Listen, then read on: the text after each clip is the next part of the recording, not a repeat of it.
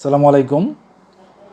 তো আজকে আমি একটি বিষয় নিয়ে আলোচনা করব, সেটি অত্যন্ত গুরুত্বপূর্ণ একটি বিষয়, সেটি হচ্ছে যে ক্যান্সার।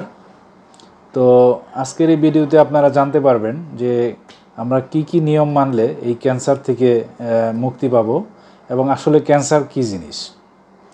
তো চলুন আমরা জেনে নেই আসলে ক্যান্সার কী।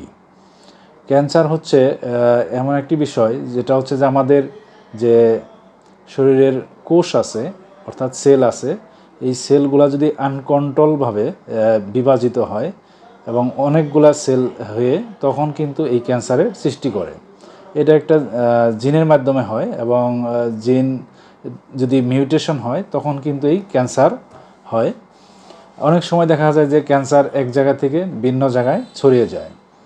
তো আমরা যদি কিছু নিয়ম মানি, আমাদের কিছু নিয়ম ফলো করলে কিন্তু অনেকাংশেই এই ক্যান্সার প্রতিরোধ করা সম্ভব।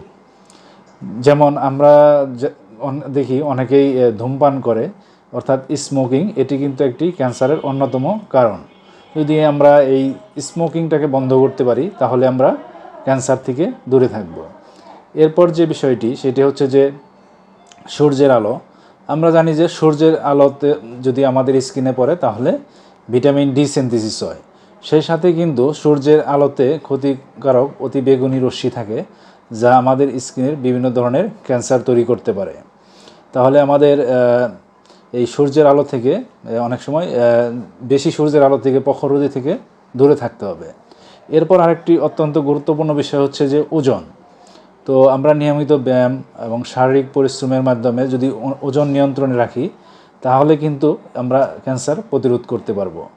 আরেকটি বিষয় হচ্ছে যে প্রচুর পরিমাণে সবুজ শাকসবজি, অ্যান্টিঅক্সিডেন্ট সমৃদ্ধ খাবার খাওয়া, অর্থাৎ যে সকল খাবারে ভিটামিন এ, ভিটামিন সি এবং ভিটামিন ই থাকে, এই সকল খাবার প্রচুর পরিমাণে খাওয়া। তারপর হচ্ছে যে চিন্তামুক্ত থাকা এবং নিয়মিত ঘুমানো এবং আমাদের যে খাবারটা হচ্ছে যে একটি স্বাস্থ্যসম্মত এবং সময় মতো খাবার খাওয়া এবং আমাদের লাইফস্টাইলটাকে একটা নির্দিষ্ট নিয়মানুবর্তিতার মধ্যে নিয়ে আসা।